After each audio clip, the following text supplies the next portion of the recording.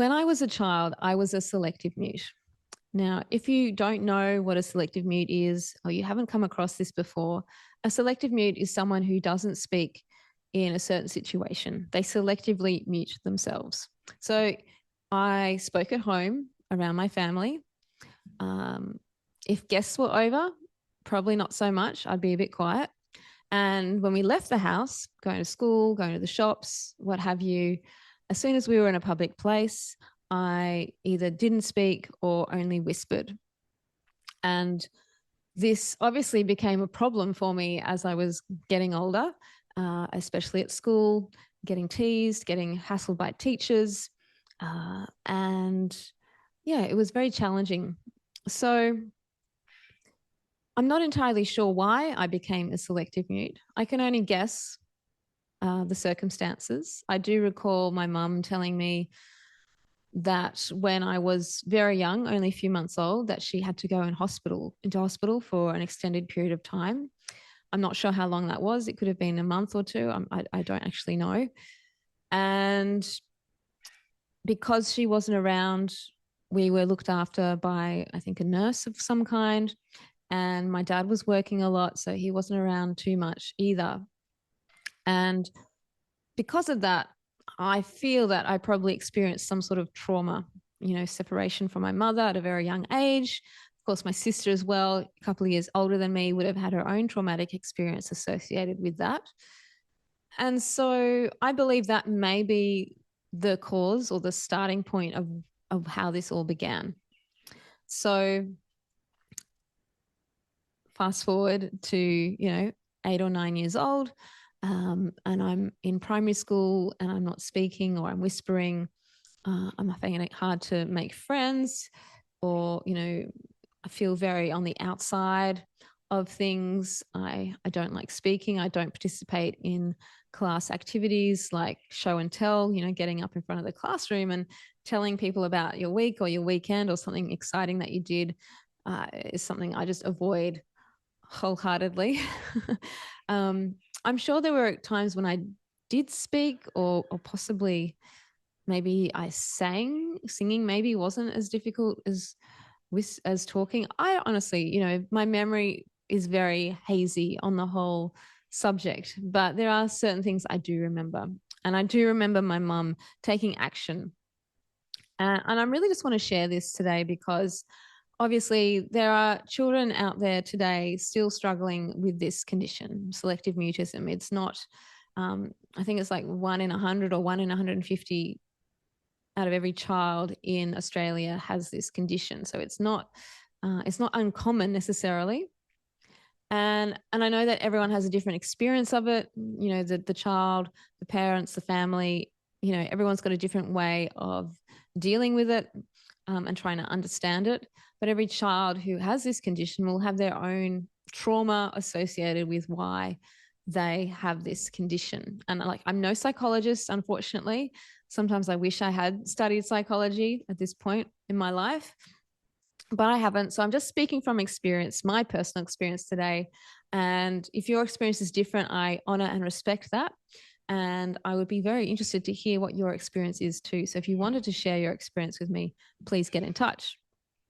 So when I was 8 or 9, my mum started taking me to different child psychologists in the hope that this psychologist would unlock the mystery of my inability to speak in public.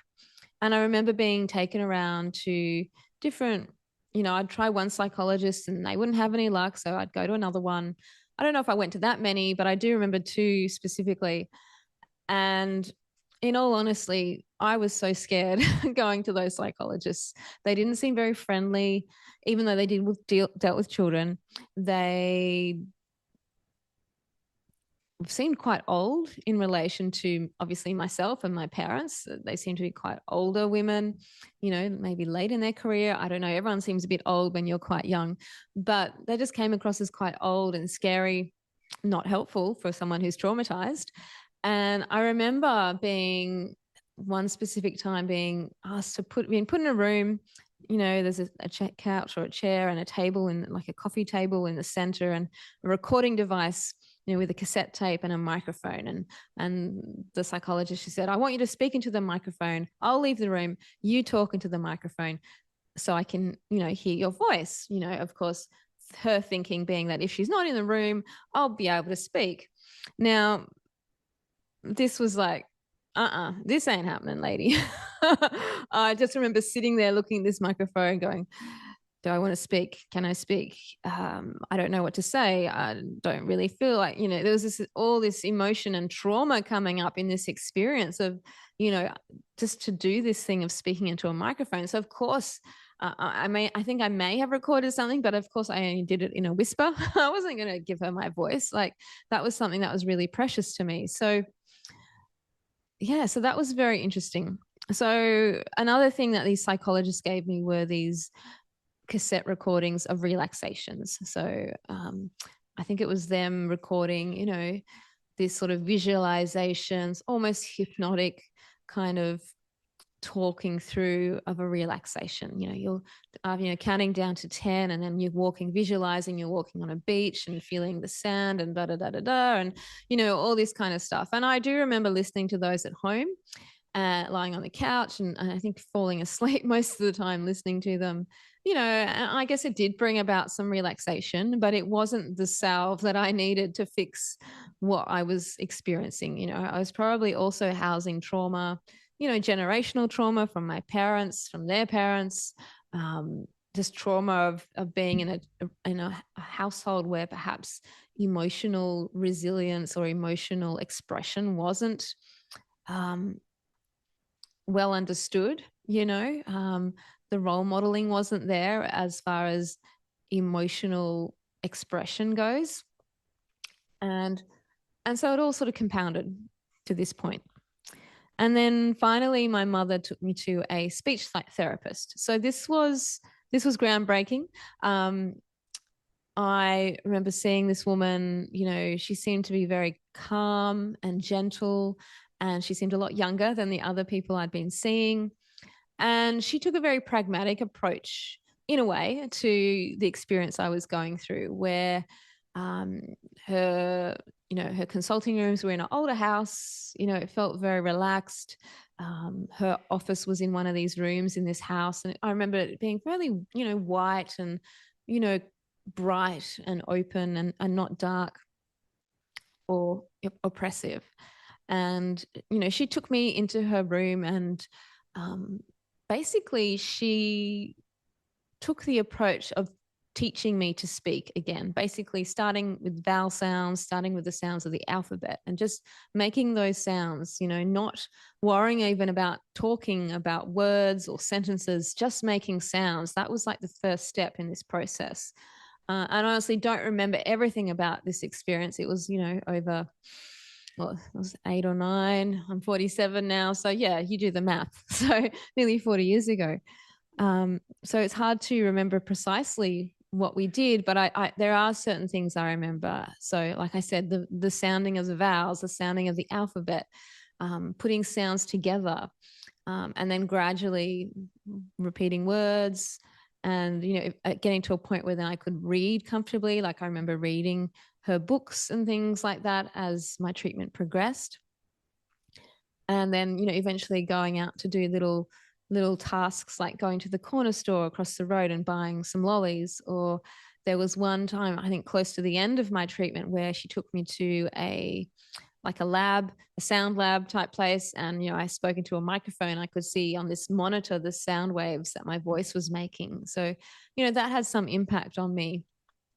And then being able to speak on the phone as well, like exercises where I would have to answer the phone and, ask who's calling and things like that, or making calls to other people, like friends, obviously, not just random people. So the other things that she included in my treatment were, she taught me the salute to the sun, which is a yoga sequence of movements with breath. And interestingly, I'm actually a yoga teacher now. So I think that definitely planted a seed for me as a way of regulating my emotions and my sense of self and my, it all, I find yoga a very powerful practice. And again, it's something I've been practicing now since I was properly practicing since I was 20 years old. But she also I'm pretty sure there was some homeopathy. I remember taking these drops for whatever reason, and she gave me a healing crystal as well, which I would wear around my neck. So all this interrelated into one, and then the transition that I made from leaving my primary school at the end of grade 4 and starting a new primary school at the start of grade 5, that was the turning point. That was when I could speak again in public. It was sort of like the stepping stone. Like, I'm leaving this one environment where I've been a certain way, and I'm now getting this opportunity to enter a new environment where I don't know as many people, where I can start afresh and I can now use my voice. And so that worked out really well, you know, the timing wise, as far as being wanting to vocalize again and being put into this new situation, which of course, you know, comes with its own set of, you know, starting a new school comes with its own set of anxieties that we face. Luckily, it was a transition where there were other people that coming from my past school that were coming with me into this new school. So I wasn't alone, so to speak. But yeah, so there was this experience of obviously transitioning into a new environment, new teachers, etc. And in that environment, I did really well. I was able to speak. I was the reverse of, or the flip side of what I had been before. I was able to stand up in front of the class and give a speech, which was something we had to do in this school. And I remember getting comments from people in my class, oh, you know, you'd be a great newsreader or something like that. So, you know, talking about a profession that uses their voice as a way of communicating in public. So it was very interesting that this all happened.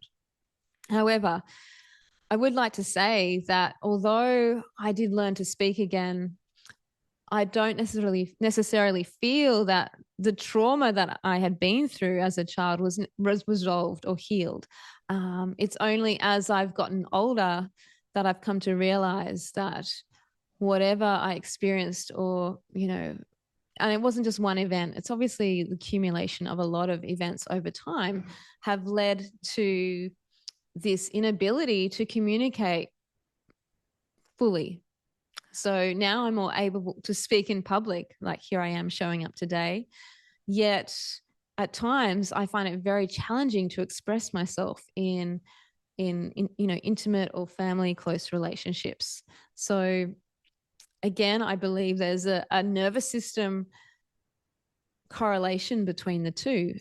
There's this, you know, nervous system dysregulation that happens when confronted with a situation where I find it difficult then to express myself for fear of hurting others, or for fear of saying the wrong thing, or for whatever reason, saying something that I know is going to upset someone, and, you know, and wanting to protect them from feeling sad or hurt or unloved.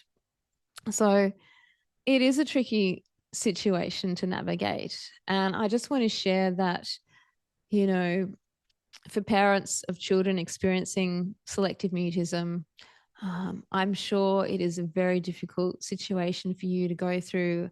And I'm sure your child is also experiencing difficulties as they go through this process of finding their voice again, of wanting to speak again, of learning to speak again. It's so wonderful that the psychology associated with this has, I believe, probably improved since when I was a young child going through this experience. I'm sure there's a lot more research that's taken place, a lot more empathy as a way of understanding it. There's probably a deeper understanding of the whole trauma and nervous system cycle that's associated with this condition. So yeah, it's pretty intense. Like, just speaking about it now, I'm feeling things that I haven't felt for a while, and I'm uncovering deeper things inside of myself as I express about this topic. So where am I now? You know, why is this important to me now? That's a really good question. I think this whole selective mute thing is something that I've carried inside of me my whole life. It's not necessarily ever going to go away. It's part of who I was as a child. And I think, you know, as I get older, you know, we still sometimes feel like we're children in adult bodies, don't we? We're still dealing with emotions and experiences from our childhood as we get older. You know, we do need to spend some time healing and working through these emotions and experiences that we've had. It's just because we're older now, it doesn't mean it's forgotten. The body remembers, the mind doesn't forget. It's all part of a bigger process. And I think over the time, over my life, I've used a lot of tools. I've done a lot of work. I've done a lot of body work, like I said, yoga. I've always loved, you know, dancing, improvised dance, creative dance, just going out and dancing. Moving my body has been a really integral part of dealing with emotions. I love receiving shiatsu massage as a way of also regulating my nervous system. And, you know, I still speak to counselors every now and again to work through things that I'm going through. So I think if we want to heal ourselves, it's a continual process. I don't think anyone has ever fully healed or, you know, normal or 100%. I think, you know, we're always working on ourselves. We're always a work in progress. But I just want to give some hope to people out there who might be going through an experience with a child or is going through this experience now as a young person, that there is a way, there is a way forward. There is hope. And with the right support and encouragement and love, anything is possible. So please don't give up on yourself. Don't give up on your loved ones. And just being compassionate and holding space for them might be just what they need today. So thank you so much for watching and listening. If you have any questions or concerns or thoughts you'd like to share, please do so. If you need to speak to a counsellor after listening to this, then please get in touch with someone or give Lifeline a call. That's also a very important resource to use if you do need to. All right, until next time, take care and stay well.